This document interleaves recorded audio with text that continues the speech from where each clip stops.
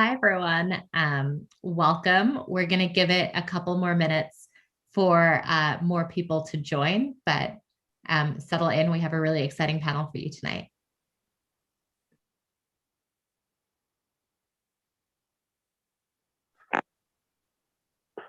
Hello. Hi, Francis.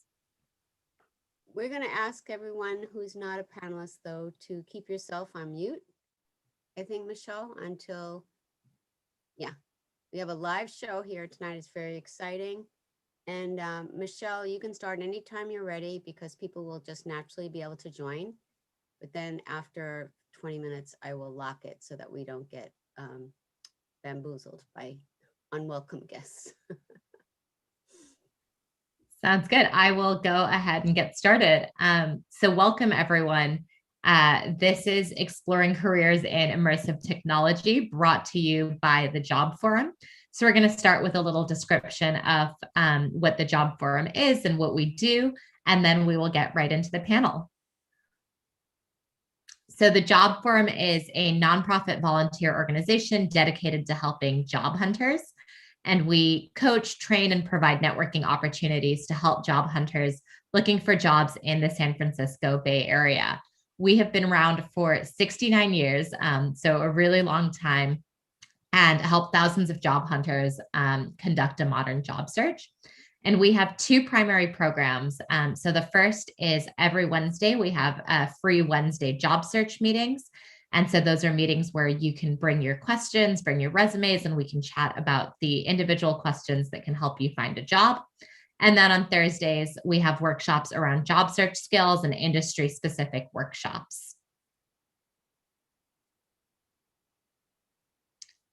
I'm going to do a quick introduction of some of us from the Job Forum who are helping facilitate tonight's event. So Michelle Excel is a creative and immersive technology strategist. She will be moderating the panel tonight and has put this entire event on and found all of the speakers. She has almost 20 years experience in digital marketing, product, and transformation, and has a hybrid consultancy and production company that helps brands and agencies with innovation strategy and production. And then we have Kathy here, who's helping manage the logistics of tonight's event. Kathy is an IT project director at the SFO Airport, and she has 35 years of experience in IT. She has been working with the Job Forum for a long time and helps put on all of our workshops. So everyone say thank you to Kathy. And then we have myself. I'm just introducing the panel tonight, and I work in product marketing at Facebook. So for a little bit more information on the Job Forum, we now meet virtually every Wednesday from 6 p.m. to 8 p.m. And you can sign up for our events on Eventbrite. So we can send you Zoom details. And then we'll go into some of our workshops that we have on Thursdays.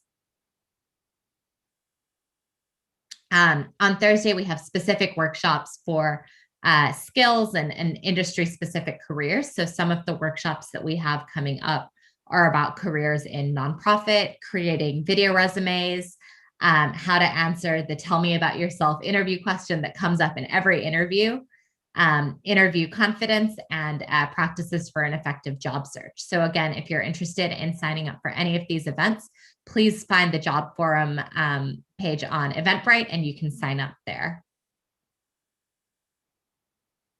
And in addition, the Job Forum is a nonprofit and it takes resources to help run and manage at a time when so many people are looking for work. We appreciate any donations that you're able to donate. So here's the link if you're able to donate. And we also have some additional benefits like a gift certificate that you can get for a job hunter who might need extra help. So if you enjoyed the event tonight, please consider donating to help support similar programs.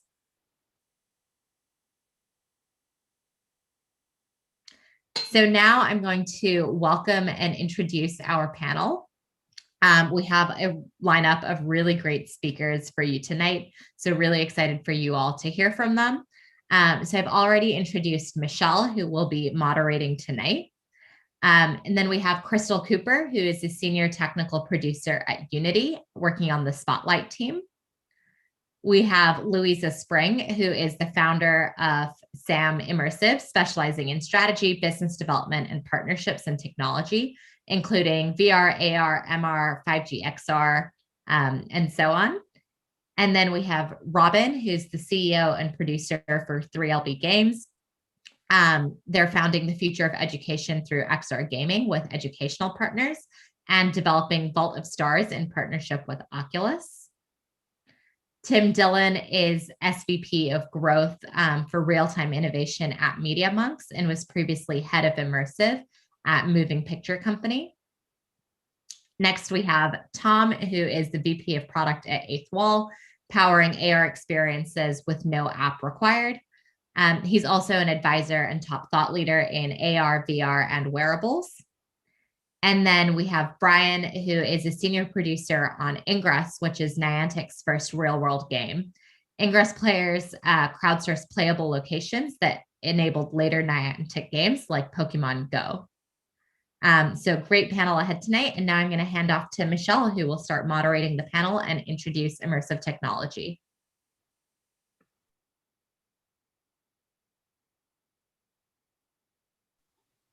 And is going to go off mute first. There you go. Thanks, Aneri. That was a great intro. Again, check out Job Forum events. We meet every Wednesday, and yeah, it's been one of the more fulfilling volunteer opportunities that I have ever participated in. So great, and thank you for allowing them to me to do this event tonight. So why are we here today? We're exploring career growth in immersive technology. So we all, us panelists, all gravitated towards immersive tech, and we're very passionate about it. But that's not to say that 10 or even 5 years ago, we thought we would be in this field. And that's really the reason for the panel. So when I started to specialize in immersive tech about 5 years ago, I was really pleasantly surprised that I wasn't the only one. And it's quite a realization when you get into something like a brand new field to realize that a lot of other people were new to it too, and with really diverse backgrounds. So we've all had to navigate it in our own ways, from finding our way to it, into it, and then on to finding where our sweet spot is within it. So before we get into the first section, I am going to start with an icebreaker.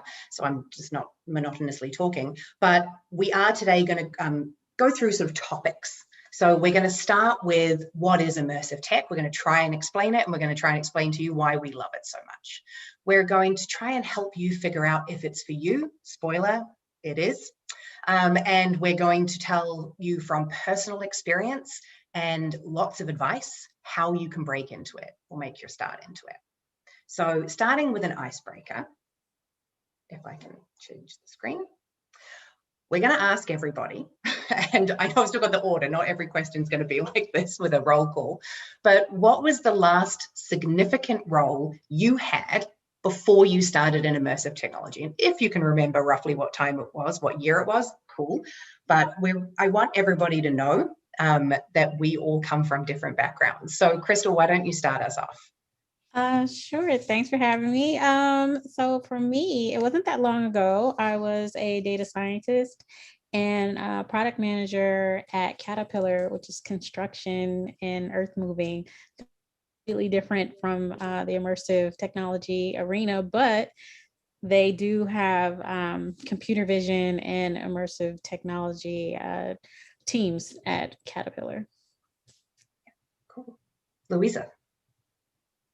I was working for the Queen, actually, for her technology team. And I saw VR whilst I was doing one of the scouts, because they look at lots of things like facial recognition, etc. And I just fell in love. That's okay. Try and top that, Robin. But yeah.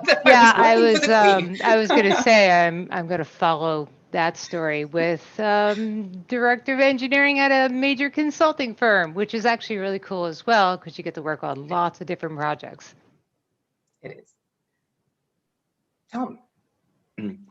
Yeah, so I started in augmented reality in 2009, trying to usher augmented reality in as part of the publishing and media mix at a publishing company out of Canada. Prior to that time, I was working in what was the emerging technology of its time, mobile media, back in 2005. And so that's when we were just starting to understand that we could use our phones for more things, including, you know, SMS marketing and the emergence of the mobile web and mobile apps. And as well as a key focus on ringtones and wallpapers. So that was my life for 2005 to 2009. And I remember thinking that we were really on the cusp of a new wave of computing, which was mobile at that time, but I felt a little late to the party. And so I made a promise to myself that I would keep an eye out for what that next wave would be. And I wholly believed it was wearable technology, and that's what got me to where I am today. And Brian. On my side, I was the community manager on Google Photos, or Picasa was the thing that was a precursor to Google Photos. And I got into Immersive because I was hosting these photo walks, these real world events designed around, you know, getting people together to go take photos together for Google Glass. So trying to figure out what should we be using these really cool wearable computers for. And yeah, it was, that's what kind of drew me into Niantic and other things. So cool. So I hope that gives everybody a little bit of a taste and sort of calms everybody down who's here looking for a new career, that no one obviously started on this panel started their career day one in immersive tech. So we really do believe that that immersive technology is a really accessible career, and we want you all who are attending to consider it. We also think that it needs all skills, all backgrounds, all voices, all perspectives. That's really important as we move forward. So I'm going to spend about 3 minutes, if I timed this correctly, giving those folks who maybe don't know a bit of an overview of what immersive tech is, and then the panel are going to jump in and tell me what I got wrong. So what is immersive tech? More often than not, when I try and explain it, I try and explain immersive as beyond interactive, probably because I come from a digital agency background and did lots of interactive for many, many years. So in a marketing sense, if you think about TV being passive, maybe online video or certainly a website being interactive, but immersive is really simulating reality in some way, or augmenting it or enhancing it. So VR is a really literal embodiment of this. But spatial audio, if you think about it, you're getting an oral experience that tricks your brain into imagining and feeling like you're in a particular setting, or a voice assistant or an AI, they're simulating a conversation. So whether that's a command and response, super simple, or contextual, dynamic, personalized, or playful. So these are the sorts of texts that we're talking about when we say immersive technology. But let's look at them in context, because they don't live in isolation. So this is one way of looking at it, of the scope of the industry. If you think about that, there's software development involved. Now that could be developing a film or entertainment title, a game, a learning curriculum, or any 100 other things, but it's also the operating systems. It's the creation tools, it's the pipelines, the game engines, the analytics. With hardware, of course, it's the core devices, but it's also the components for those devices and peripherals to those devices. And then everything else as well. So thinking about things like recording studios or physical experience locations if you don't have immersive tech, don't have a VR headset at home. So think about all the people creating, using, selling, distributing, and making all of this work. Another way to look at it could be looking at the industries that it broaches. So the VR Fund have been putting together these great maps since like 2015, 16, I believe. And I'm going to jump over to show you sort of the scale of this. Now, this is the last one I could find, but it's from 2019 and a huge amount has changed since then. But you can already see on here that some of the industries included are tourism, sports, journalism, education. And this is honestly tip of the iceberg stuff, even in 2019. There's a lot more than this. They were just trying to squish it onto a graph. Another way of looking, and I also want to note that this didn't include AEC, financial services, retail, CPG, automotive, any number of other industries that are also blossoming with immersive tech. Another way to look at it is this. I like this perspective. This is just looking at immersive tech and connected play, and all of the other things that are involved. So connected play and IoT, ed tech, location-based entertainment, AR, or looking at LBE, location-based entertainment. So things like arcades, where you've got the actual arcades themselves, or cruise lines, places where immersive tech pops up for entertainment purposes. And even then, you've got the infrastructure that supports that. Even then, you've got the content and software that goes into it. The list goes on and on.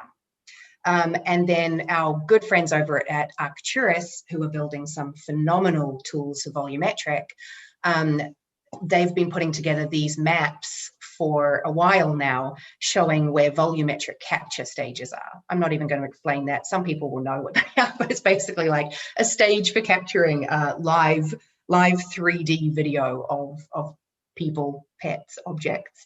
And you can just see the global scale of these. Now, you think about a TV or a film studio and how many people are involved in making that work. And this is a dedicated for immersive technology type of studio.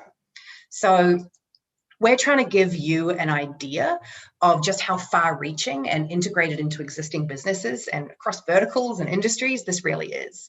So we all do have different ways of comprehending immersive tech or explaining it to other people we work with and the wider industry. So we're going to hear from our panelists on what they think, so I can have a glass of water. I'm going to just pick somebody and start with them.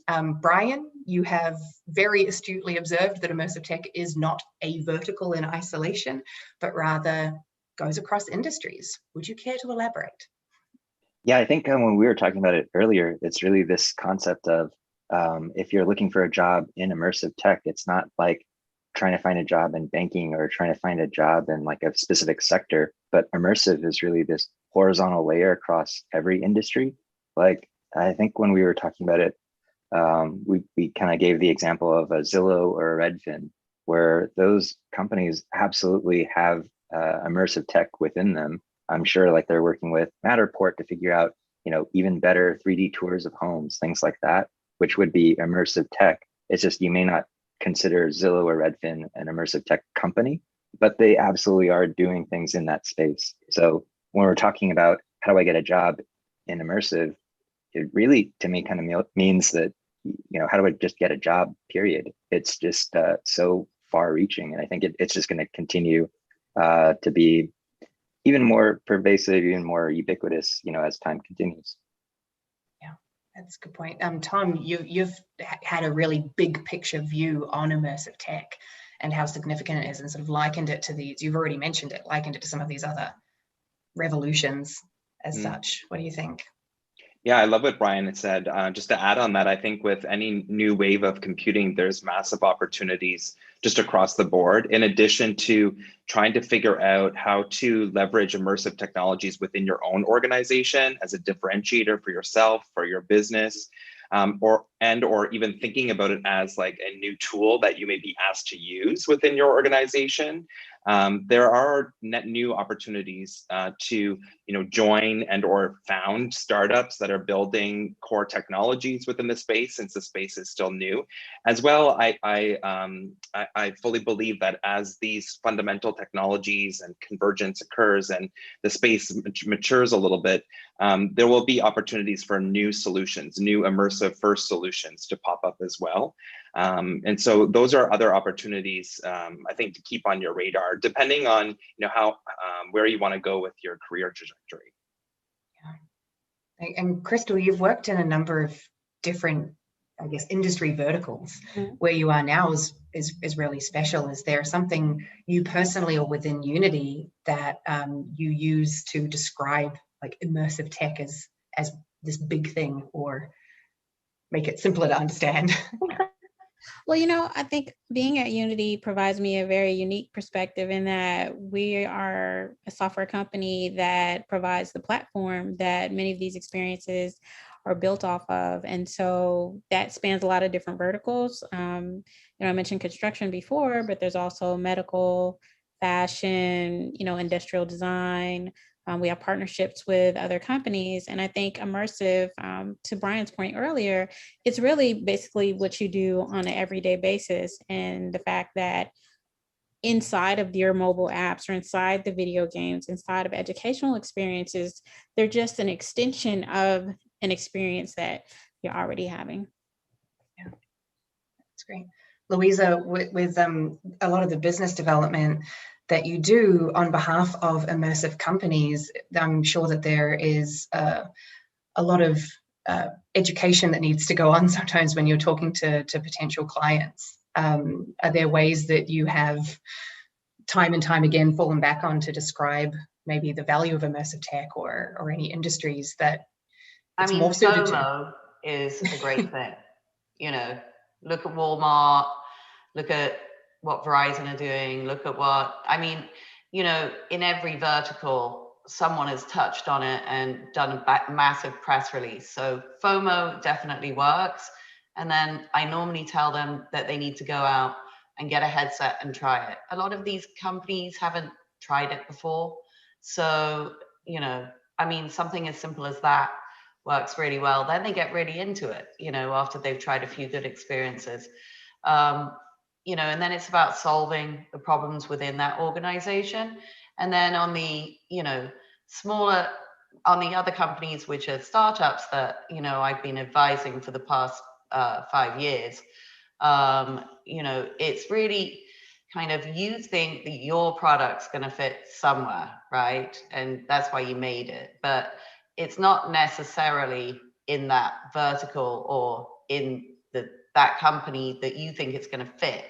So a lot of the time, you know, I have to have a come to Jesus moment with the developers about that it's not necessarily where they think it'll fit in this bucket over here, say with Nestle, but it might fit over here with Target. That's really interesting and very indicative of how in flux, I guess, or how much opportunity there is at the moment. There are places for immersive tech everywhere. It's finding your niche. Robin, you come from you know, a development background. I'm sure that you've seen huge evolution in engineering, programming in general, even game development, as they've now adopted immersive tech. How do you see the big picture? It was actually really great to follow that, because I was just thinking that entire time. I mean, my entire career has been all over the map, medical and engineering, and I've done weird building stuff with bill of materials and supply chain management and just inventory management systems, you name it, the crazy thing has gone on. And every single time I could think of something cool to do with AR or VR, or some way to train people, or some way to like leverage this technology to make that really boring domain a lot cooler. You know, why be so inefficient and like live in this past way? And there's the big opportunities. The more boring it is, the less people like us have gone after it. If we all go after it now, we can like leapfrog them years ahead. I mean, just imagine all the inventory management stuff with like training and, you know, barcodes. Like I could see the whole product right there in my thing. And like, that's what it actually looked like. I don't have to worry about pulling this big engine down on top of my head. I could spin it around. Why not? Immersive tech is everywhere. Just use your imagination. I think that's going to be one of the quotes that we keep repeating, is use your imagination. I think it also makes sense to so many people where maybe some transformations in the past haven't made quite as much sense, or have been steeped in, you know, technical mysticism, things like that. Tim, how do you describe immersive tech? You've been in it for a fairly long time now. Yeah.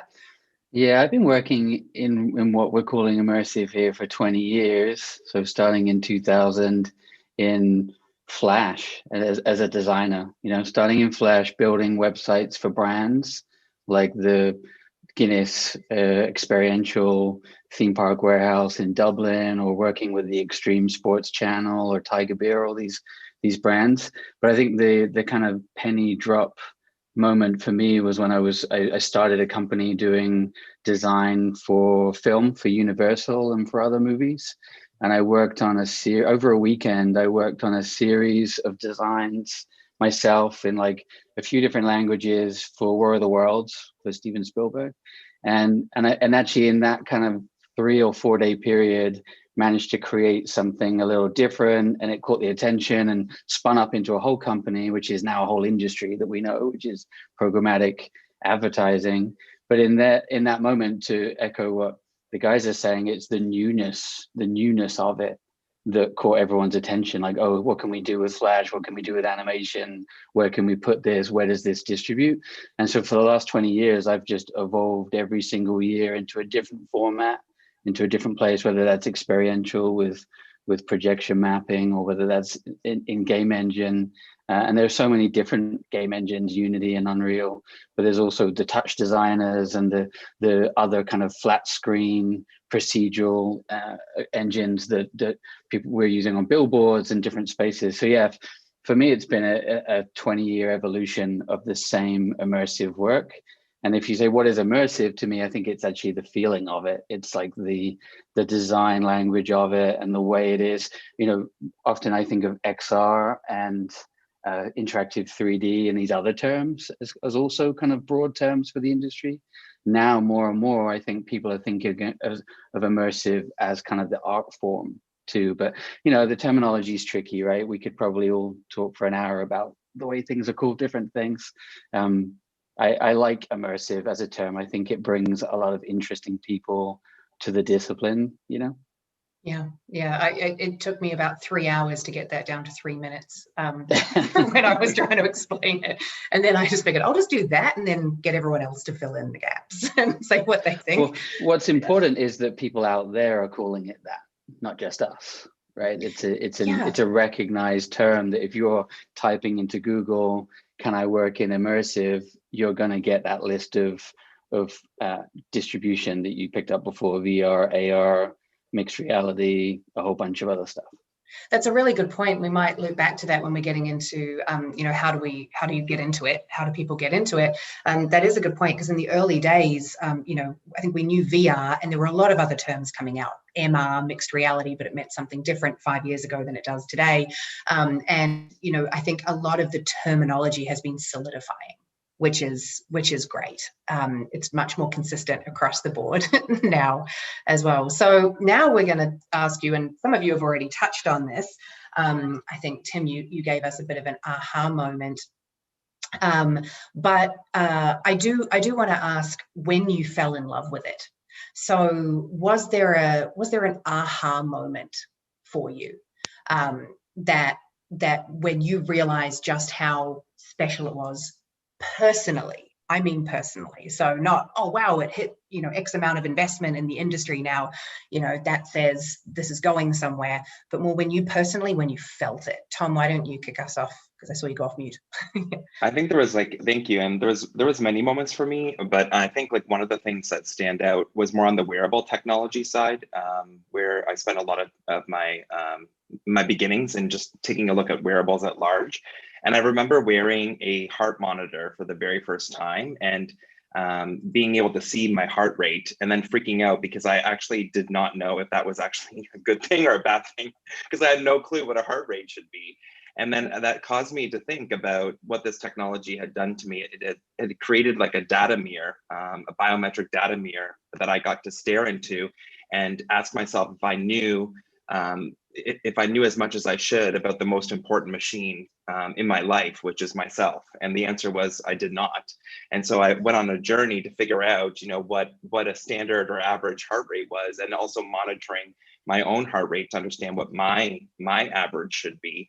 And so that really caused me to believe that wearable technology and the shift towards, you know, augmented reality and virtual reality as part of that, where we are now starting to see the digital blend itself with the physical real world, which is really what I believe is at the root of immersive technology, is going to change humanity in so many ways. And I think Brian touched on this and how this is an underlying technology that's going to disrupt everything as it continues to permeate. And I continue to believe that the fact that this technology becomes more a part of us, which is like what I think this journey that we're on will allow for us to have superpowers that will enable us to know ourselves better, that will enable us to be able to know other people better and be able to connect with other people.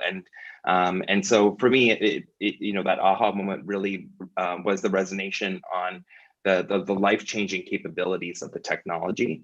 And then I think the second part was, when I've been in technology for a while, and a lot of my friends who aren't in technology, saw technology as being at odds with humanity. Like, oh, you got to put your phone down, because you're not in the moment, is what we hear. And so, and I always believe that you never know what that person's doing with their phone. They may be in a moment with 100,000 people, so they may be overly connecting. But we've been seemingly at odds with technology as it's in its 2D form. And so I see this merging of the physical world and the digital world as creating a new moment of which we're fully present. It's not a real reality moment. It's not a digital moment. It's a brand new moment that's a hybrid of the two. And I think it will allow for us to really be able to live with technology in a much more harmonious fashion. Yeah. And if that's not a good definition of why we love it, I mean, you could feel that. So thank you for being so honest about it. But I think it's how a lot of us feel. Krystal, when we first talked, you spoke about having this vision of where you wanted to get to. And so I'm guessing that the holodeck. So I'm guessing that there's something that set you off on that path. So yeah, what was that moment that happened that set you off? For me, it started when I was a kid, going to theme parks. I remember going on Star Tours and feeling like, oh my gosh, I'm in outer space, and it's everything, right? You're fully immersed, audio, visual, your body, and growing up with, all the different sci-fi TV shows, Star Trek being the main one, that I wanted to see the holodeck become a real thing. And so now looking at all the different ways that, you can have immersive technology and share it with other people, regardless of what age they are. My mom put on her first VR headset and she saw some of the 360 footage that I had shot when I went to Africa, and I couldn't take her with me, but it was like she was there immersed in that experience without having traveled, 3,000 miles. So I just think about the potential for being able to bring experiences to people versus people having to go outside, or, whether it's accessibility issues or being able to travel, that you can bring those experiences into people's homes and they have the same type of joy and wonder, and it sparks their imagination. So that's why I love it. And that's what I hope to see, more creators doing. Yeah. Oh, that's great. I think everybody has this time that they can think back to when they remember. Brian, you were so alongside it in working at Google, and the teams that you were collaborating with. I mean, they were really pushing the boundaries at that point. Was it at Google that you first had that aha moment about immersive technology and potential? Was it before that? When did it really hit home for you? Yeah, I think it was probably that first, even like first week at Google. So I was at Google for about, I think, just a little over 12 years. But there's something about working in immersive tech specifically where it's the unbounded optimism of, what we can achieve. I think that's the reason that I love this. And it's not just this hopeful optimism, but it's also, you can find a lot of people that can report bugs or identify like, here's what I don't like, or here's what, could have been better. It's harder to find people that can actually identify, here's a solution, here's how we're going to actually implement and actually make steps towards making this a reality. So, this idea that like, this is not exactly immersive tech, but like putting a person on Mars or making a car that drives itself, this idea that like, anything is possible, like things that, would have been just science fiction, let's make it science fact. That's the stuff that I love. That's why I love this, that if you're working in this field, you are building the future. And, I think a lot back to like, when I first started using computers, like my first Mac, this would have been like in the 80s, had that same kind of, like I'm looking at my MacBook here and it's got like the red, yellow, and green dot in the corner to minimize the window. the early Macs had the same basic functionality. It was the same UX. The idea that like those decisions that got made 40, almost 50 years ago are still present today. You could be part of this group that's helping define UX patterns, UI patterns, how people are going to basically use this new computing platform, use new technologies, use, you know, just everyday objects for decades to come. And that's, you know, obviously not an exaggeration, because that's what we're seeing right now. So that's why I love it. I want to build the future. Yeah, you can find a lot of people to report bugs, but you know, finding a whole group of people who are just seeing the positives resonated a lot with me. I think we've all had that experience where we've tried something and it may not have been perfect, but it gave us that feeling that, oh, this is going to be huge. You can do that now. Oh, it isn't quite working yet. That doesn't matter. I can see the potential. You have these experiences, you see it. Yeah. There's also just, you know, there's enough garbage that's in the world right now. There's enough Black Mirror, and I want more Tomorrowland. I want more Star Trek. I want, you know, to build the kind of future that like I want to actually see. And that's why I think it's so important for people to actually be a part of this, you know, group, movement, career, whatever you want to call it, because somebody needs to make this happen, and we should make it happen in the way that we want to shape the world, not, you know, this sort of crazy dystopian thing, but yeah, let's make it a good one. I think we just need to record that and play that at the end of this panel as well. That was a very nice optics to end on. Robin, I didn't even work for the Queen. Too many good quotes. And yet now I have to follow this.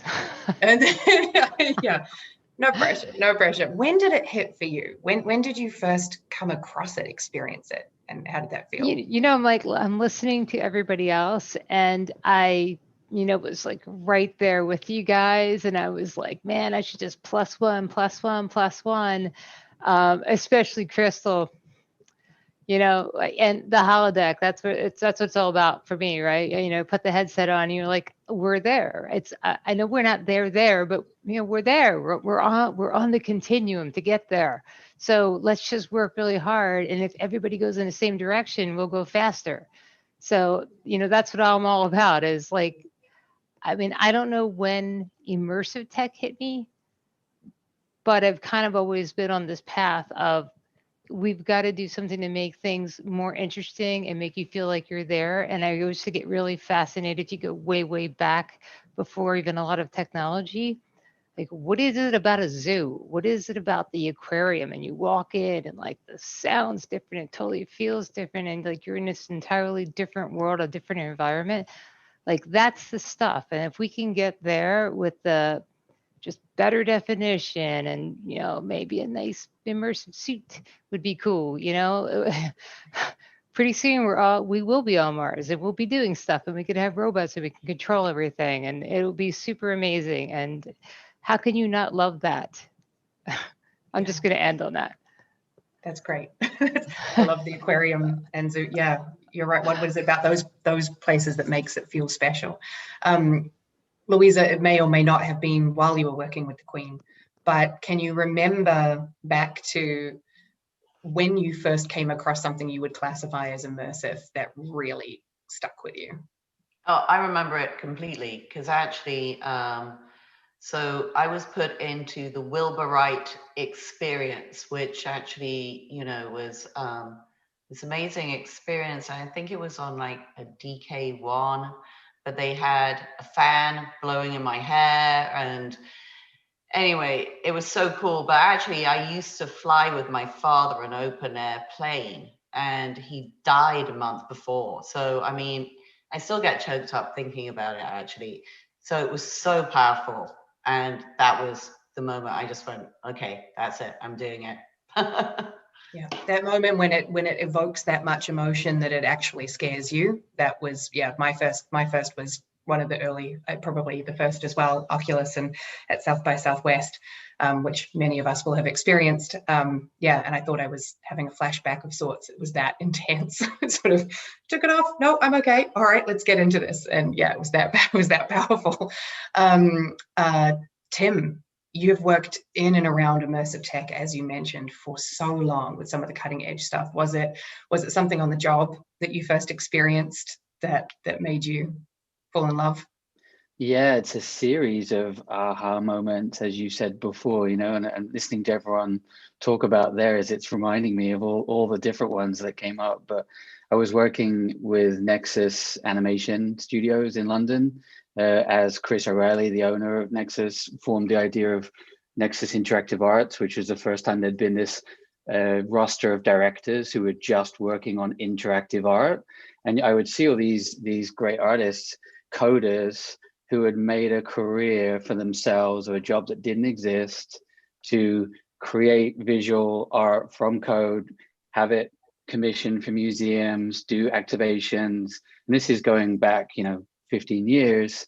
So it's early, and these artists are still working now. Hella Karen Lewis, Marshmallow Laser Feast, Davide Quayola, and Marshmallow Laser Feast is a good one, actually. They've got a great name for one as a group of people.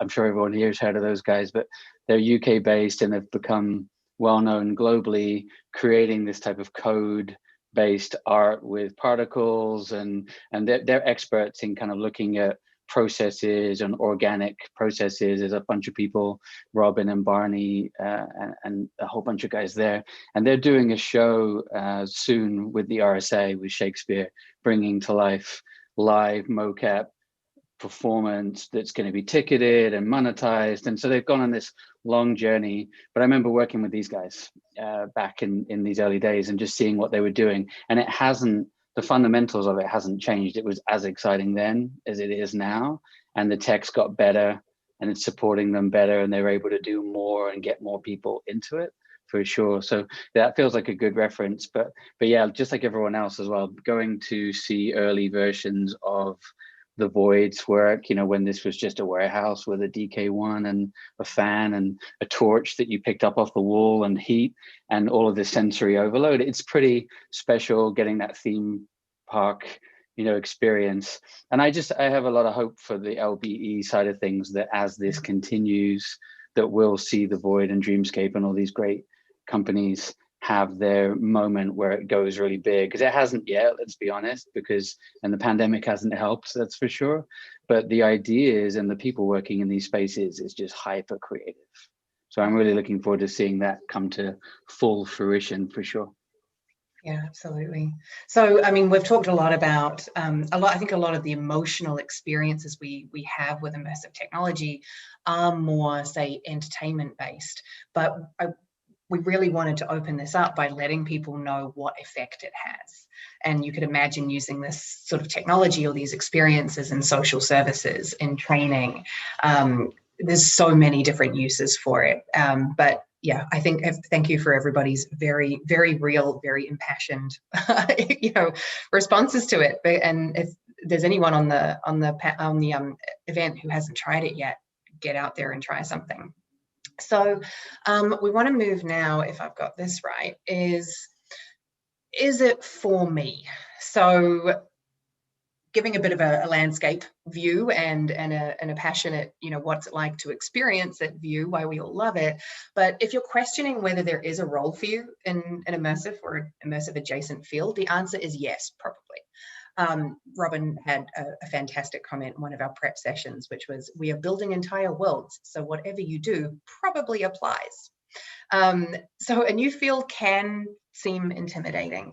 I think that, you have to, some people think that they have to have specific technical capabilities to qualify. That we're talking about this in terms of the next, mobile revolution, or, harking back to, when personal computers came on the scene. But it's not necessarily the case. Just like with any of those other industries, they need a lot of non-technical people too. So I'm going to ask you all, speaking from your own experience and experiences that you've observed in your time working in immersive tech, can you speak a bit more to the technical versus non-technical split? So are there roles in the field that might surprise us? And Tim, I'm going to start with you, because you had some really great comments in our prep sessions about this. Yeah.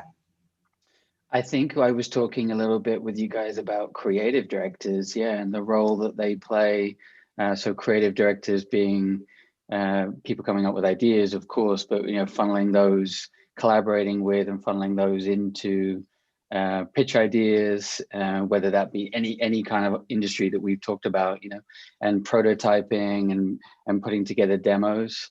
That creative piece of that team is really critical, but also then the visual arts, right? So concept artists, graphic designers, UI designers, UX designers, everyone who has that visual tendency, who would rather be moving things around on a screen than talking like we are right now. That's super valuable in this space for sure. But also not the hands-on designers.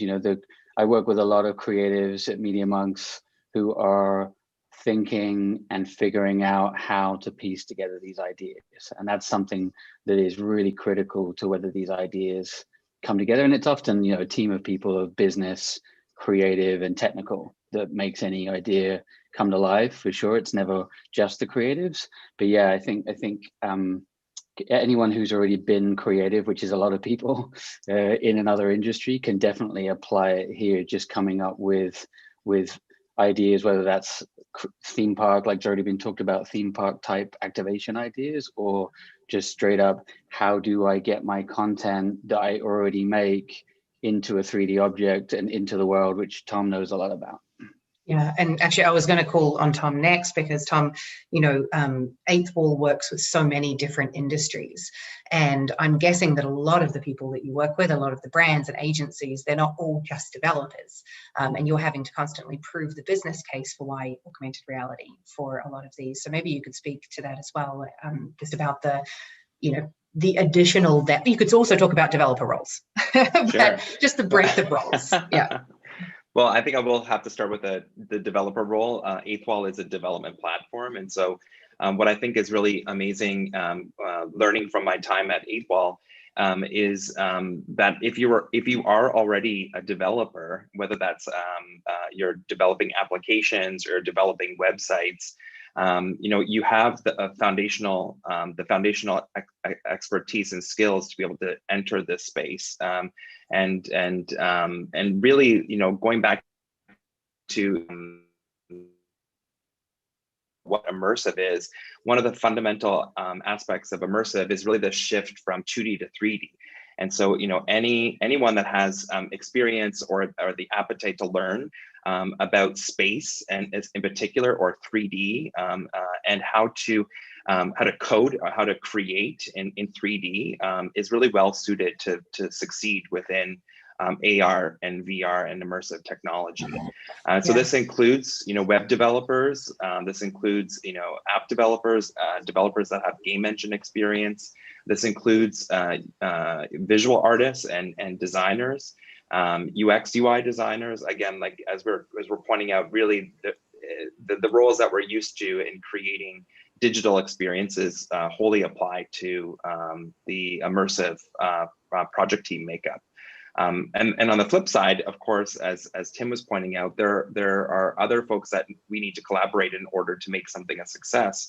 That includes, project managers and product managers and marketers. And so, it is really the joining of these forces that allow for a project to get off the ground and to succeed.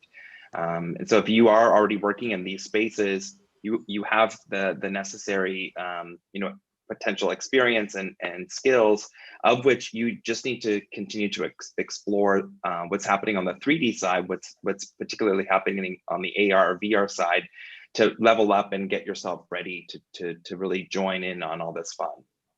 Yeah, and I think, Robin, you've talked about that as well with the developers that you seek out. So even from a development point of view, that having some of those, having the baseline skills, you can bring people into this sort of work. Yeah, I totally agree. And if you were just one of those people that sat around and played with Legos all the time and you would build stuff, like, come intern. I mean, it's the same thing. You can understand the concepts of 3D space and building something in an environment. That is all we're ever doing. And if that's not really your thing, but maybe you're the person who really is into music, there's just every layer of this is an opportunity for you to come into this space and do something. We Yeah. need everything, writers, musicians, sound effects.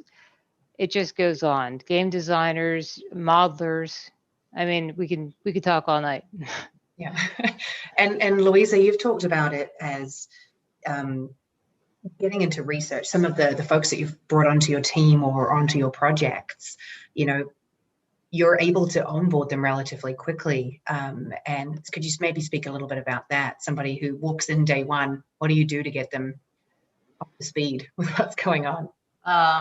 Well, it's baptism by fire with me, unfortunately, because I kind of operate a very small team.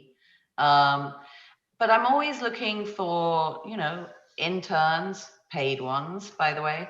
I'm always looking for people that have skills, even such as PowerPoint. I mean, there's no point me sitting here kind of spinning out PowerPoints all day long. Those kinds of skills actually, important for someone like me. And, I will say this, look, I was originally a lawyer and then became, a manager in Hollywood. And, my background is really not technical. So, I would say that even if you're not technical, it's really important to, still see an in here, because it's a great industry to be in. We're at the frontier, and don't be put off by the fact that people are talking in a language which at first you don't understand. Believe me, you get used to it. Yeah, you do. And Krystal, you've had, quite a dedicated, career move and plan to break into this industry. Maybe you could tell people a little bit about that as well. You've gone through, some training even. Sure. So for me, because it's been like a lifelong dream for me, I knew that as an undergrad and, going on to graduate school, that I wanted to study anything that had to do with like spatial computing and computer science. But my real entry into immersive technology did not start with my computer science background. I was a researcher. And so researching, you're not writing code, you're just being, you're just learning and, like being a sponge and taking that all in. And so I feel like whatever way that you get into the industry, there's a lot of freedom and flexibility to move around, because you may start off like I did as a researcher, and then you teach yourself one of the game engines, there's obviously Unity and Unreal as a developer, but then maybe you want to go into recruiting, and all of these different companies need someone to staff them up, someone to vet the candidates, to look at the portfolios. And so for me, my actual first hands-on experience was as a UX designer for a VR application that I helped to build. I was part of that team. And then I went on to found my own company. So my company is Reality Unbound. And so you share that space of being technical, but all of the business and entrepreneurial skills that are required to move that into an actual tangible product. That's a skill set that you don't necessarily learn as coming from a technical background. You need to know how to budget, how to monetize your service or your product. And I believe someone mentioned earlier that turns this into like a full-fledged, revenue stream for you. So that is something that I think if someone had told me like I want to get in VR, that oh, you just have to know, you just have to go into gaming, like I think I would have maybe pursued other options. So I'm telling this to the audience, anything that you're doing now, you can do that in VR, as well as, now I don't, in my current job, I don't do any coding. I'm a program manager and a technical producer at Unity. And so eventually over the course of your career, you will find out what fits at that time. And when I'm not at work, then I get to do a lot of the more technical hands-on things, but it's not something that I do in my day-to-day job. So I get the best of both worlds. I guess, yeah, it is similar to, I think, when we were kids tooling around on our first, computers at school or at home in the 80s. And a lot of software engineers back then taught themselves and got into it that way. And then it became something that you went and studied in this huge career path. And I guess what we're all saying is it's still relatively nascent, and this is a great time to be getting in and to be finding out what aspect of it you do like, and being able to try out different roles, because this always happens. You mentioned UX. Like I remember some of the UX friends of mine who are 15 years into their career, when we're talking to young people graduating as mentors, you have to admit, well, actually 15 years ago, UX wasn't really something you could study, or there weren't really these departments within the companies that we're working in now. So it's sort of almost like difficult to give advice on how to get into it, because we just made it work. It just happened, we just sort of made up the role. And I like that it's still early enough that you can be creating your own path. And I want to just add to that, I think VR or immersive technology is one of the lower cost, low barrier to entry to shift in your career. So if you want to learn the software, it's free. If you want to do a tutorial, you can find videos on the web. There's no shortage of boot camps and workshops that are actively trying to recruit people into this industry. So it's, it's different than, like you said, a couple of years ago, where you would have thought, oh my gosh, I'm going to lose money, where this is more of a value add. You're going to potentially increase your salary just from taking a little bit of time, on the weekends or at night, to just learn more about the field. That's fantastic to know. That's so good. I am going to do a quick time check here, because one of our panelists unfortunately needs to leave, but he did let us know ahead of time. So we're at 7 p.m. now, Tom. Thank you so much for joining. We have how to follow you. We have info on your newsletter later in the presentation, so people can find you. Thanks, Michelle and the panelists, and thanks everybody for joining. Thanks, Tom. Have a good night. Tom. Cool. Okay, so let's get into how do I break in, and this is really where we want to spend a majority of our time, and we will be leaving time for questions. So anyone who is dropping things into the chat, we will loop back on these, don't worry. So as I mentioned in the upfront, we didn't all go to school for this. Some of us have done additional training and things, or we didn't even work in this field maybe 5 or 10 years ago. So I am really curious about how you made that first step into it. And Krystal, I actually had wanted to start with you, if you don't mind speaking again right now, back off mute. But, I know that you had this clear, vision in mind. But how did you actually get that first job? Where did it go from Caterpillar to now working at Unity? How did that happen? A hackathon. So I saw that there was a hackathon and I registered. It just happened to be at MIT, and it was open to anyone. You didn't have to be a college student. You could be a professional. And I was selected to participate, and flew out to Boston. And over the weekend, taught myself Unity, certain features of Unity along with my team, and we built an app. And that's really how it started. It's just that simple. Not everyone on my team had a technical background. There was a photographer, a journalist. There was one graduate computer science student, and we did it over the weekend, and I've never looked back. So, from Caterpillar to now I'm at Unity, it just started with, honestly, me wanting to try it out and not being afraid to fail, and being in a safe space where even if you do that, like, you're not breaking anything, it's just your own imagination.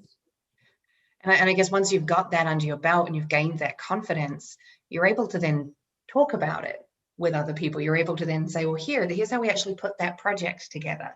I understand the roles. Right? Yeah, and I think Brian had mentioned it earlier. It's not so much, people picking bugs and things like that. People want to know, like, what did you learn and how are you going to, change that going forward? Or maybe you found a different way to look at that. And I think hackathons are a great, entry point for that, as well as just teaching yourself. And then you kind of can, create your own lane, because when I started in Immersive Tech, all of these different job titles that exist now, that was only like 4 years ago. Those are not even a thing. Like I think I was looking for jobs like VR, XR, UX designer. They were not on all of the major, LinkedIn, that didn't exist. Now, those are the hot jobs to have. So, thinking about it that way, think about what you want to learn and what you want to do, as a prospective person that wants to come into the industry, and then create your own lane.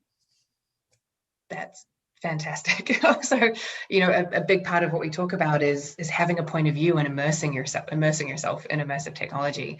And I can't think of many better ways than hackathons. I've known a lot of people who've done that as well. A lot of my friends, women in VR, AR in LA or Microsoft runs a bunch as well, that, so many organizations run them, corporations. It's like the gateway drug. I'm just telling you. Like I see now Evo, one of my other teammates from another hackathon, and it's a great way to network, right? And all of the a lot of the companies that you may want to work at typically sponsor the hackathons, and you get FaceTime with those people, in a way that you don't have to wait on applying on a website, or, oh, can you introduce me to someone? You just walk right up to the sponsor table, and usually the hiring manager or some of the recruiters are there on the spot. So, and it's like a supercharged career day where you actually get to show off what you can do too, and learn about it in a real visceral way, rather than just read pamphlets and talk to people. That's awesome. Brian, you were exposed really early in your career. We've mentioned that before, working alongside these teams. When did you first know you were in immersive technology? Was there actually a delineation, or did it sort of from day one at Google always feel like it, or did you actually feel that shift and you gravitate more towards those truly immersive roles and teams? I think so. Part of it was if we're talking specifically about immersive, meaning like AR and VR and that kind of thing, probably it was really helping out with the Google Glass team and trying to figure out, once you have a computer sitting on your face, you kind of feel like you're already stuck in it. But one thing I did want to just touch on from Krystal, and I think something you had also said, was just this idea that like my job that I have right now didn't exist 10 years ago. Like there wasn't a job description or like a job listing to apply to for my job. Even while I was at Google, a lot of that kind of stuff, you had to find your own way. You had to basically make the job that you wanted. And I think that's something, if we're talking about maybe you're at a company that's not, not a Niantic, that's not a Unity, but maybe there is a need to have, spatial computing or immersive or, whatever that passion or that interest that you have might be. Sometimes it's just being kind of loud enough and noisy enough that like, hey, this is a real need. We need somebody working on this, and I can be that person. And here's kind of like what I was saying earlier, here's the plan of how I'll make this happen. So sometimes breaking into the industry can mean, kind of creating your own opportunities. There's some luck that's involved. There's, needing to be in the right place, right time that's also involved. It's not, it is tough to find jobs, but yeah, I think that's definitely at least part of it. Is sometimes you will have to kind of pioneer and make your own path because this is such a new field. But yeah, in terms of like, I have to chime in, Michelle. It's such a good point. It really is. I remember, Brian, I was going to bring this up because I think you said it before, but the idea of being the person who starts to experiment with things in the job you're already in, or taking those, small steps to make prototypes, even just on paper, show them to people. And then that's on the company you're either working in to either embrace that, see that, or then maybe it spins out into some other opportunity where you're talking to someone who does want to embrace it, because there's so many people looking for new tech approaches and immersive ways of doing things. And I just think it's obviously not everyone's in a job, so that doesn't apply. But I think, instead of thinking about it as like this impossible startup with this magic unicorn idea that takes you from nothing to billions of dollars, I just think that idea that exists in the US and globally is kind of like this barrier for people because they're just not going to start a company because they feel like the path is too hard, when actually the initial steps to get there are super open to everybody. Yeah, you mean it could be career reinvention, career evolution from where you are right now. And a good way to start that as well, like Robin has mentioned it before, and I know Louisa goes to these because I met her at a conference, but is to go to lots of conferences as well, and hackathons. So if you're in real estate, Brian had mentioned before, you know, Zillow or Redfin, where did the idea come from for them to start doing 3D visualizations? Probably from somebody on one of their teams, seeing a trend in other industries. Where do you pick up those? Where do you get inspiration for what you could do to evolve your role? And Tim just mentioned, you know, not everyone can start a company, but Robin, you did start a company of your own. And let's talk, why don't you tell us how that came about? Yeah. I mean, it is kind of that thing of being a little too far ahead of the curve and, you know, being the tech evangelist and running around and being that person and being 10 years too soon. Like, that was frustrating for me. So instead of, you know, kicking and screaming about it, I went off and formed my own company. And that way I could pick and choose whatever kind of cool technologies I wanted to be in. And, you know, here we are now with VR. So this, you know, we joked about this at Oculus Connect when Oculus said the time is now. And us developers, you know, we were all kind of like, oh yeah, because that's so cute. It's on the stairs and that sort of thing, and making fun of it. But something happened in the past 2 years, and it wasn't just coronavirus. That definitely helped. But suddenly I'm like, no, the time is actually now. This is it. We're here. Like, Immersive Tech is here. Everything you do is going to be surrounded by it. Every job's going to be affected by it. So you might as well be the one that jumps in and brings it into your company. And like everyone is saying, you can kind of write your own path. You can come up with your own job title. You can contact anyone in Immersive Tech and say, I've got these cool skills. I don't think they have anything to do with Immersive Tech, but I have these skills. Can you use them for something? Pretty good chance they're going to say yes. You know, accounting, writing, just you want to be an intern and just take notes. There's all kinds of jobs. Just jump in and make some offers to people and, you know, try to help out and just do little bits and go, you know, as Krystal said, go to Unity and learn some stuff. Just check it out. Pop in here and there and you'll break in. You'll find people. It'll happen. And we're going to talk about share some of the groups and things and communities that we're in later, because that can be a really good way in to find projects that you could do even as extracurricular to your current job or jump into if you are currently in between jobs. Louisa, you also started your own company. How did you make that happen for yourself? And how did you pick that it would be in the immersive technology field?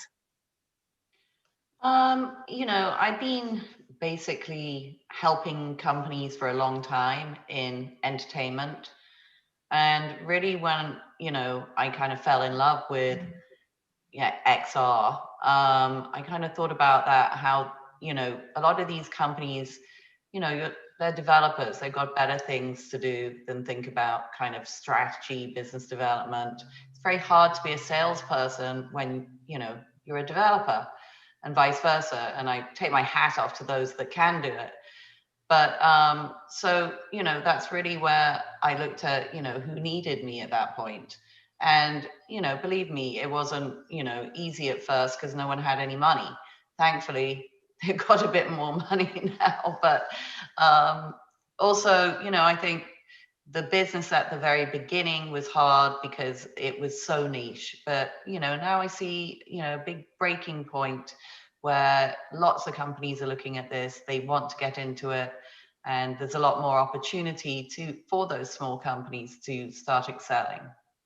And you're right. There's a lot of startups who need help, and a lot startups in the immersive tech space. Those companies still need normal business help. They still need positioning. They need business development. They need their message and mission vision and things like that done. So if you're a person who knows how to do that, look to maybe shifting over and working with some of these companies who are working in new technologies. It's a really good point. It's a way in. How can I help them? And then start to build a business out of it. I love that. So I want to discuss training, and I'm going to put this out to everybody and just raise your hand if you want to talk on it. How important do you think it is? This is something that comes up in our job forum Wednesdays a lot. So people are looking at changing careers or breaking into it.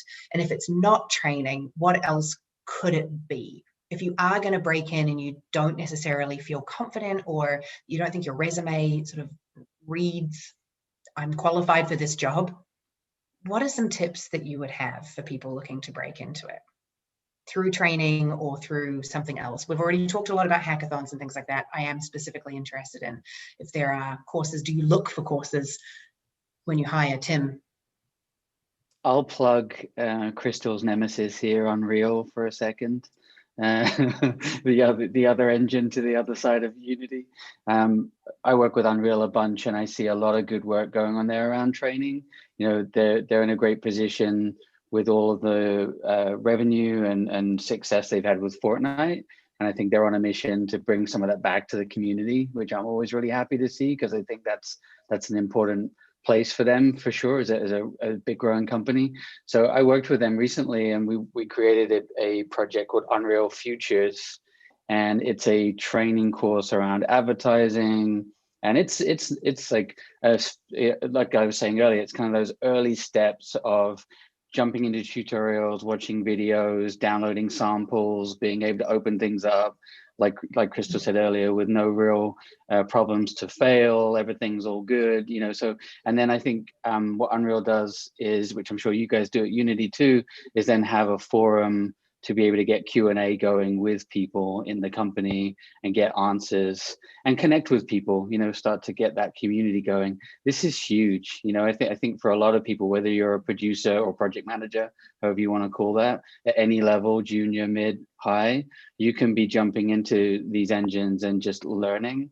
And I think there's also influencers and experts that are being brought to these online tutorials, online sessions, similar to what we're doing today, where you're getting the best people in the industry talking about what they think about how these tools can be used. Someone in the chat window already mentioned all the virtual production events that are coming up. I mean, we haven't talked about virtual production today, but I think that's quickly, because of The Mandalorian and because of the popularity of what's going on out there, people in the world are thinking of virtual production as its own industry. Actually, it's immersive, it's XR, it's all the same tools that we're talking about today for filmmaking, for TV, for advertising, for film. So anyone who's working in film production, shooting, anyone who's working in that industry can apply all those same skills they already had in production immediately over to virtual production. And that's a very easy sidestep into the industry. And that's similar with virtual events as well. So a lot of people who worked in the event industry have been incredibly negatively impacted in the last year. But the upside to that is that there are now a whole bunch of new roles, and they need those event industry experts. So a lot of virtual event running, hybrid and virtual events, it will make sense to event experts. So things like, run of show, making sure there's a green room, all of these things, like these are skills that people from the event production background have. The tools might be new, but they have the experience to be able to do this, and they are far more adapted to move into this. Sorry, Krystal, were you going to say something? Oh, no, I was going to follow up with what both of you were saying. I think a great way with any job, whether it's immersive or any other industry, is to find a position that you like and find a job description and work backwards. So if you see that they need, developers, see what other tools they're using. We dropped some of them into the chat. Obviously I work at Unity, but I think just being a part of the communities that use these different tools, so you can learn the language. You can go to a meetup for free. You can join the user forums for free. whether you go on Unity, whether you go on to any of the different coding communities, you'll learn what people are talking about. And you'll also see opportunities that may not get posted on different websites. Oh, I'm looking for people to join my team, or, oh, can you make a referral? I get requests all the time for Unity developers. I don't hire them specifically, but I do know that there are software engineers that they may not, know where their next job is coming from. It's networking, right? And so I think the best thing about looking through a job description for the different companies, you can kind of compare, contrast, like what skills are in high demand at the moment. That's brilliant. I love that, starting with a job description that you like and that you want, and then figuring out how to move towards that. I think that's really good advice. So you all hire. I am wondering if you have any advice not advice, speaking from a personal place, personal, not necessarily your corporation, but you can also speak about that. What do you look for when you are hiring? Brian, we had talked about this, and you had raised a really good point about you make a product that is essentially for everyone, and that does impact who you look to hire. So maybe you could talk a little bit about how you hire and what you look for.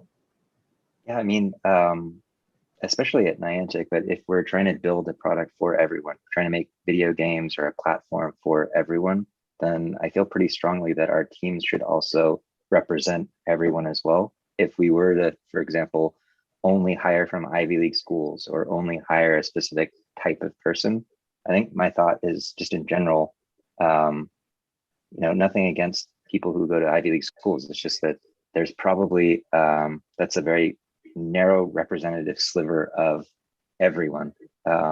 So trying to make sure that, as we're trying to build for the most diverse audience possible, our team should also be that, most diverse possible.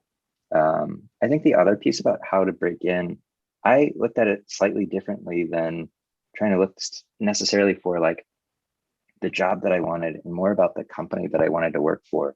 And I mean, I don't think there is like a single right or wrong way to do things. So just sharing my experience as an alternate path. But for me, I just really wanted to work for a company, and I didn't really care that deeply about what job I had, because I felt like if I could get my foot in the door and then show them, here's the value that I bring, and over time I could figure out either by working my way up that ladder, or kind of like I mentioned earlier, just, seeing there's a need and then trying to pitch my case for, this is a job that we do need to hire for, and hey, you should hire me to do that job. Things like that. That's what ended up working for me, is basically just trying to, do whatever I could to get in.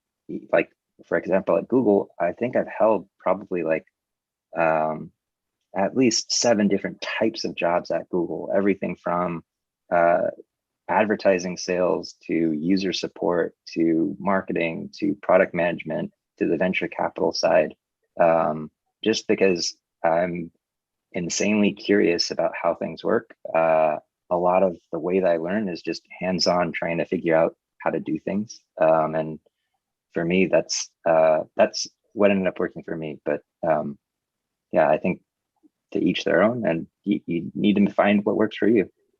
Yeah, that is I think it's a question that comes up in our job forum sessions a lot, our Wednesdays, which is, I want to break into this field, or I want to go work for this company, but I'm actually overqualified. So oftentimes people are so qualified in one direction or one industry that they feel it can be really difficult to make a switch, because they're not qualified for, say, a more experienced role in a new industry. But to break in, they take something lower and they find it hard to get traction.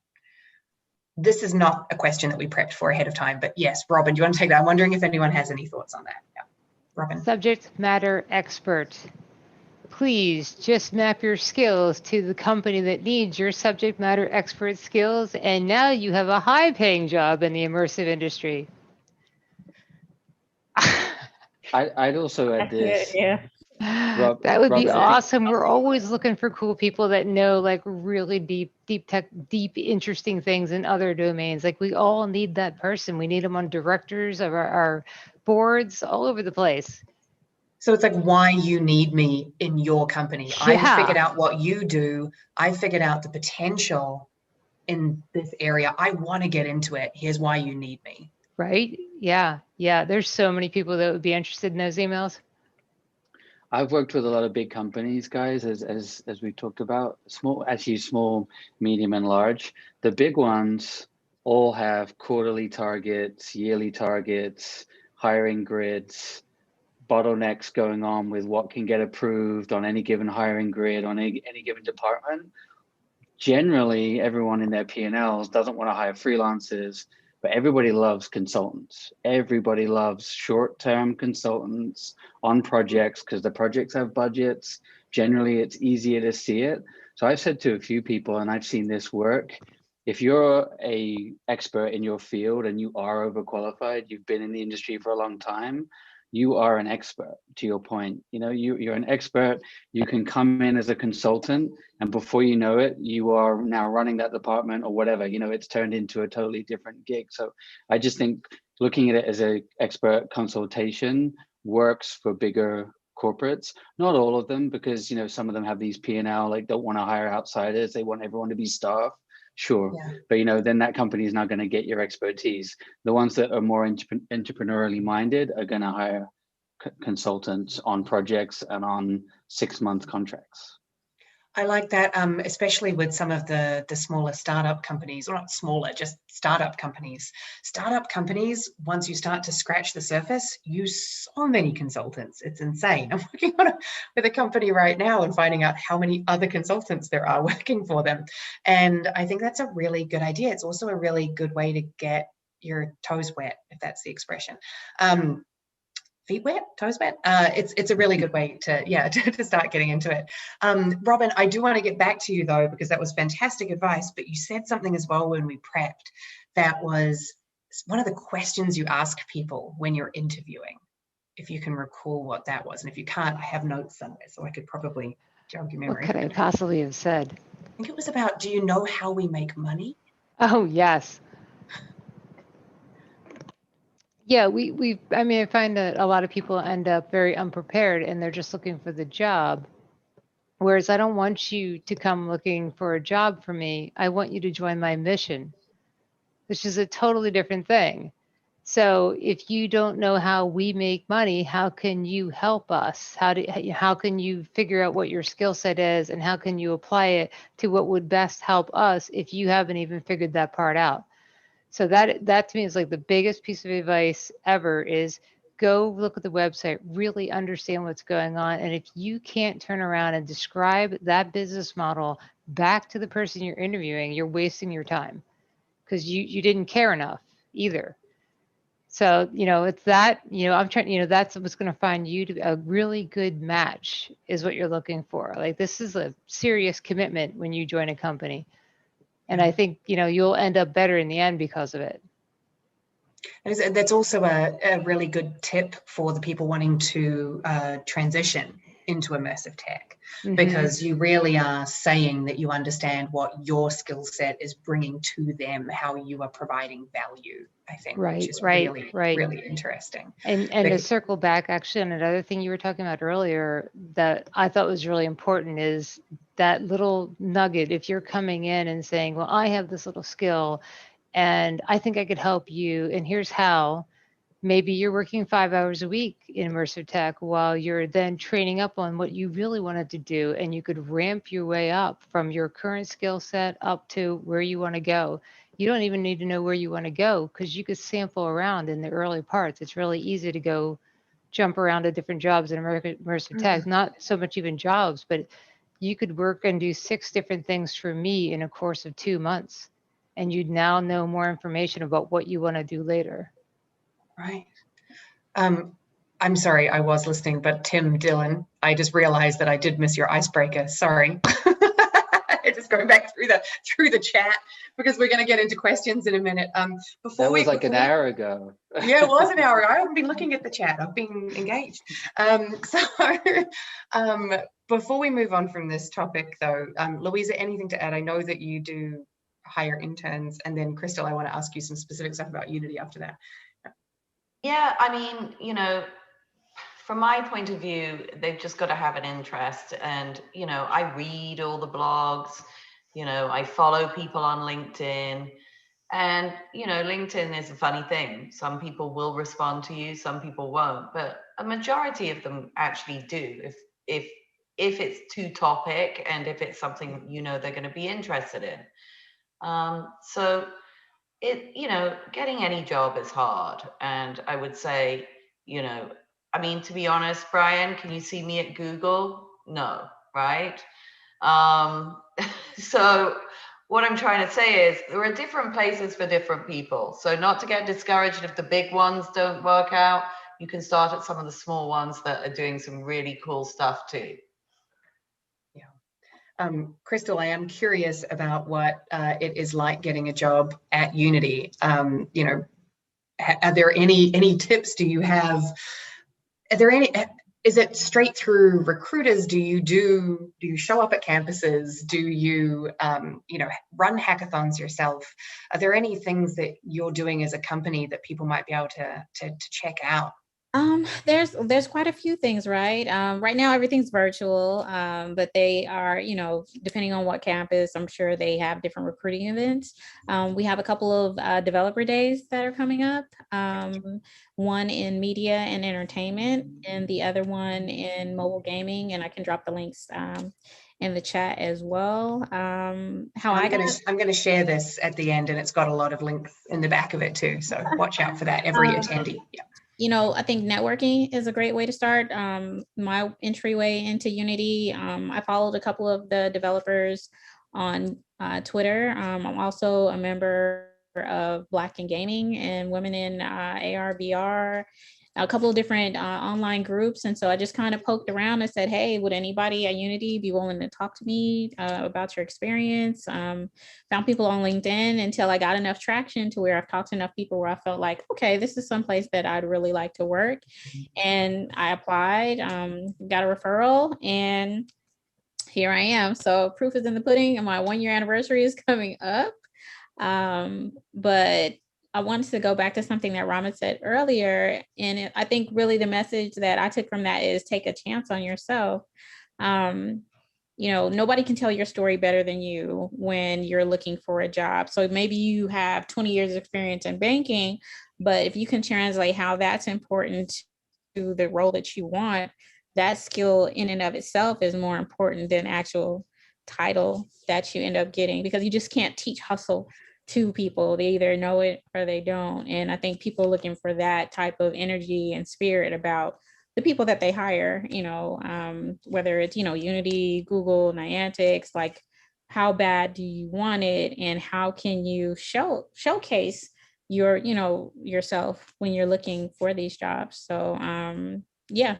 And another way to do that is going to events, introducing yourself to people, letting them know your story, the projects that you worked on, the, you know, anything that kind of sets you apart from, you know, obviously you can just apply online for any job and, you know, just sit in an applicant tracking system and wonder like, oh, no one ever got back to me. Well, they need to be able to put a story or a face to a resume or a name, and you have to brand yourself to do that. You just described basically the summation of our job forum advice most weeks, most Wednesdays, to a T. You are the model of that, which is, yeah, start tracking people in the company, start finding out what they're about, asking for informational interviews, going to events, getting a referral. So these are all really vital things. And people say, well, how can I get a referral? I don't know anyone there.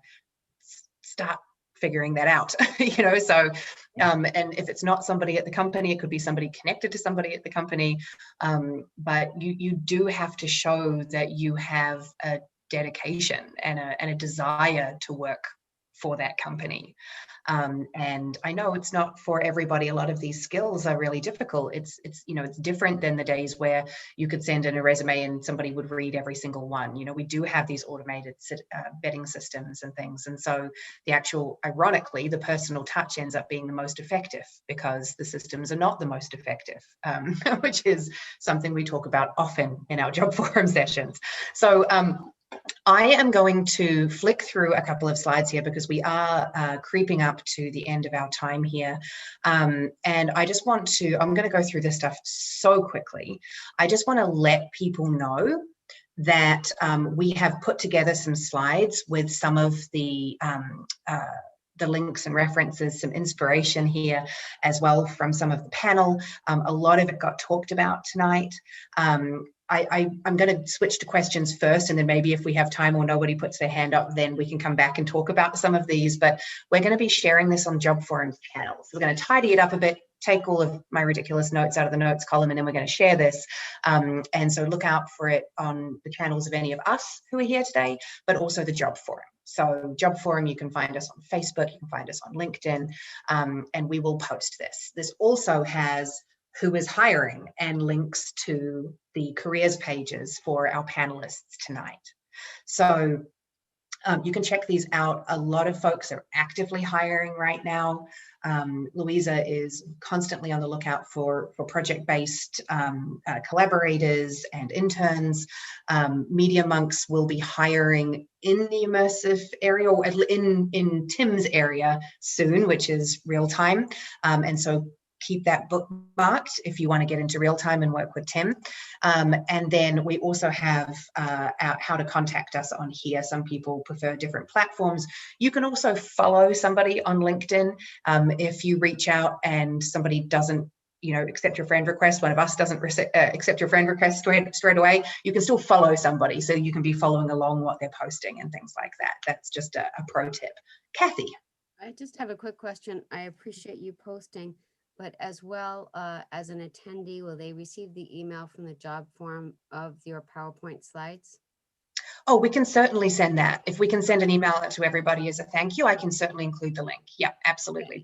I wasn't sure if we even did that. This is the first event I've done, a special event for Job Forum. Yeah. If you send the final one, PowerPoint to Jess will send it via email to all the registered attendees.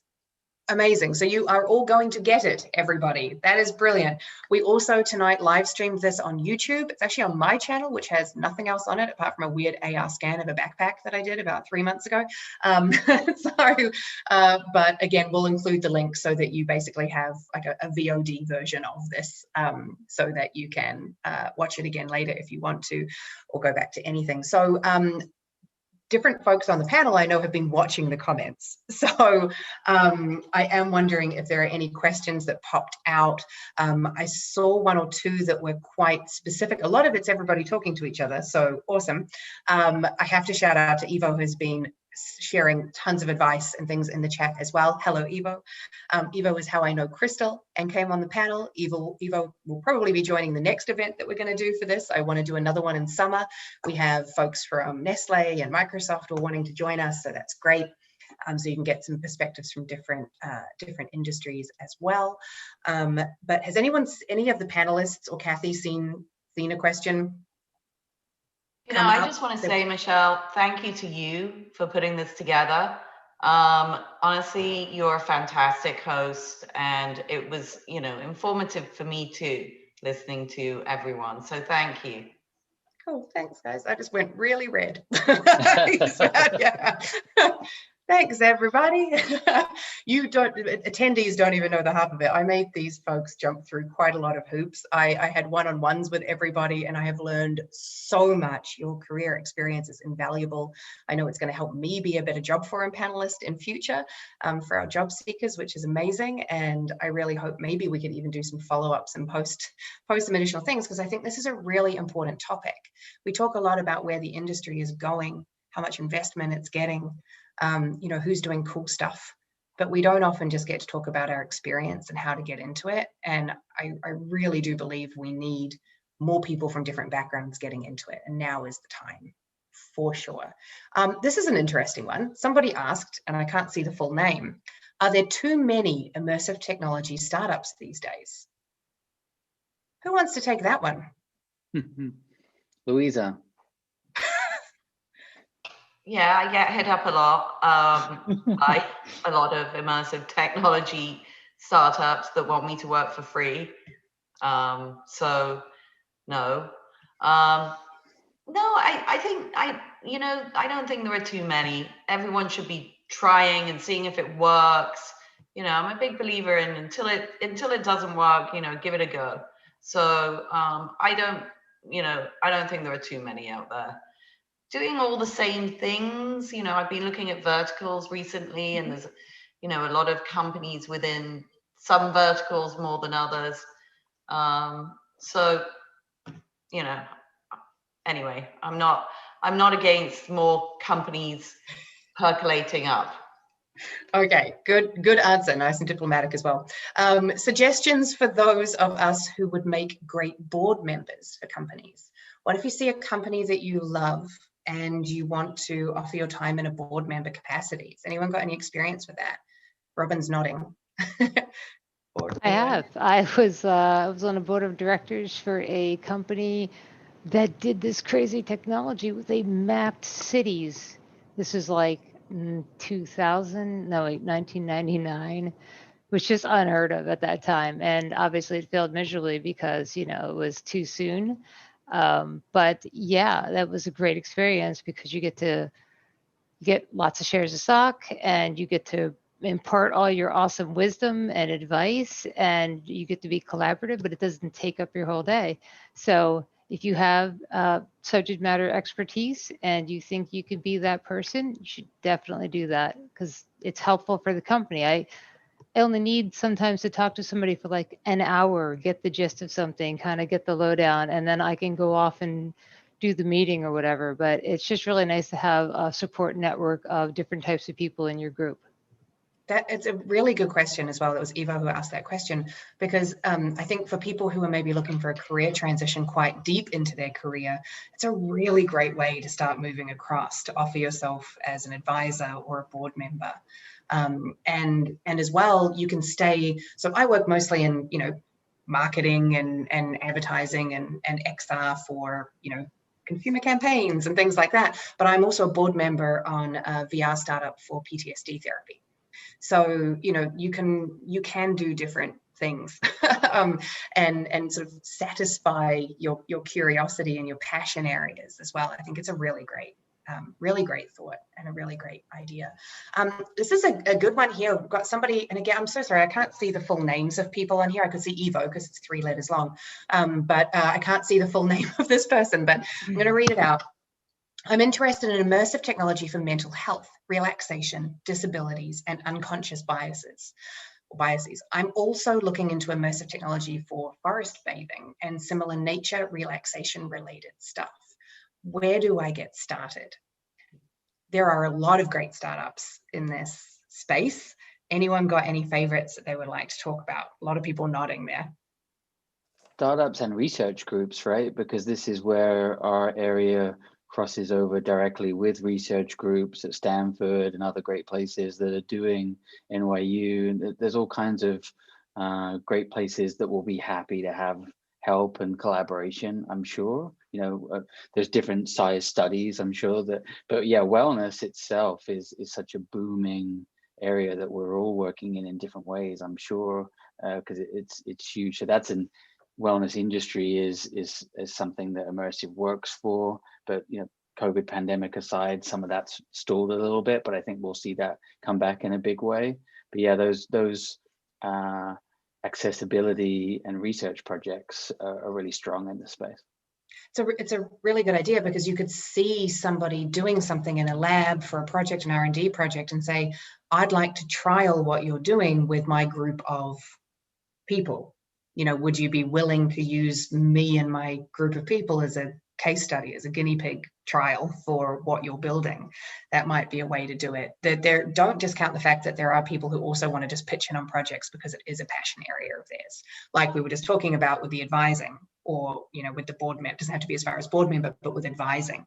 So you might be able to post on some of the communities and groups, which we put some of them into these slides here earlier about who to follow. The Women in VR AR group is how a lot of us know each other. A lot of the women, it's how I met Robin. It's not how I met Louisa, but we're connected there. Evo recommended Krystal through there. It's a really great group to be part of. There's constantly people saying, hey, I need some support. Does anyone know Unity and need help? Because there's also people in there who are learning. And so they want to pitch in on projects. So you might be the subject matter expert in meditation. You've got a cool new tech to work with from a research group, Tim, and then you've got a young person, or any person of any age, learning Unity and wanting to try their skills out. So yeah, I think you can pull things together.